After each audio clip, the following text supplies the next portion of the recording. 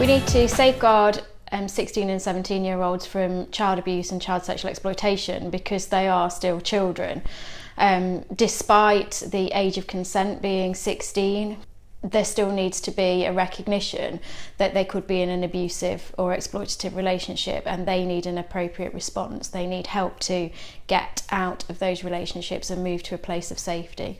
We, as professionals, have occasionally made mistakes around thinking that 16 and 17-year-olds, because they can consent to sex, are therefore consenting in some way to exploitation that occurs. And this is something that we really need to tackle. And as professionals, if we see this happening where 16 and 17-year-olds aren't being safeguarded in the same way as younger children, we need to be challenging this. One of the key things we can do to safeguard 16 and post-16-year-olds up to 18-year-olds is actually treat them and support them and respond to them as the children that they are, and not to get confused with mixed messages around age of consent for a sexual relationship, people making choices, young people self-determining, because when we're doing that, we are not actually recognising that they are victims of abuse. They're not making a choice, other people are making choices. And so we really need to keep that key message in the focus of our work all the time. We're working with children. It's essential that we have all the support networks in place that they can access, and as they move into becoming an adult, they feel confident and secure. It's our responsibility to make sure those support services and resources are available and to signpost them in the right direction.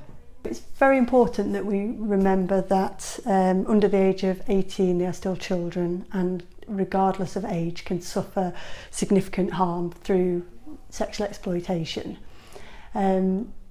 But as they are maturing and growing up, we also need to identify services and support that's appropriate for them.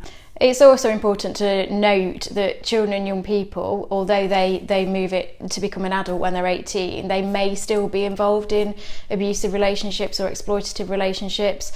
It is unfortunate that once they get to 18 we talk about them being adults, but unfortunately the trauma that they've experienced doesn't end at 18, so we need to be looking at how we provide that continuous service. They may be struggling to come to terms with something that's happened to them in the past, so they may need support.